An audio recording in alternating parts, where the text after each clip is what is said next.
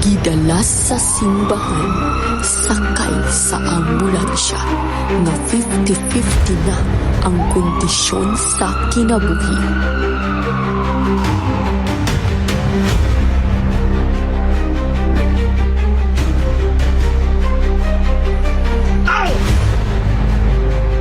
Pao lawan sa karon ay kumadyo na.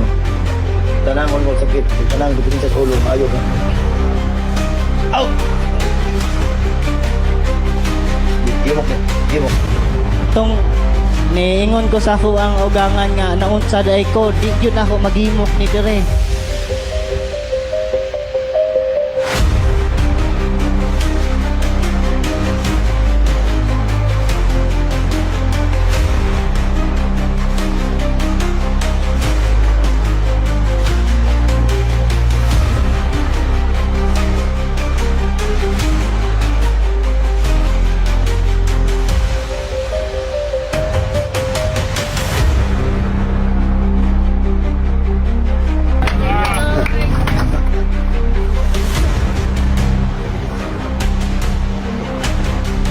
So paghikap ni Prophet na ipalakaw ko niya diri sa sulod.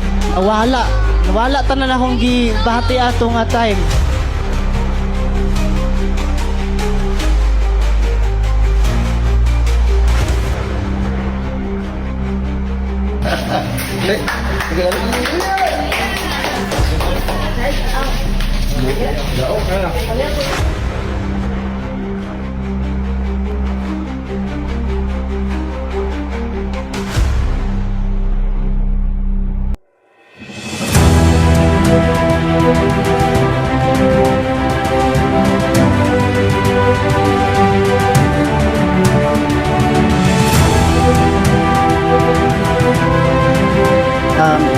Katong pagkadisgrasyahan ako, nasangit lang jud ko ato sa kuryente sa PLDT sa papuntag Manhuyod nga area.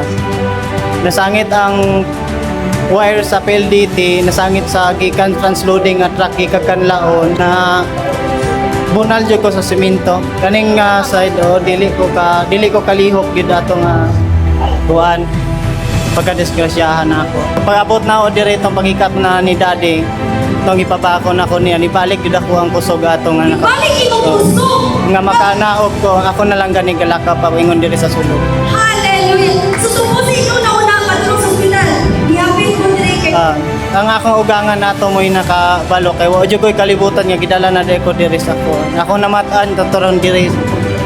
Kakuan ko dito sa hospital pero dili gyud ako mag-imog tanan akong lawas. Yung pag-abot na dire, mao na tong pagipanaog ko ni Daddy nakalakaw na ko pasulod. Ibalik itong kusog!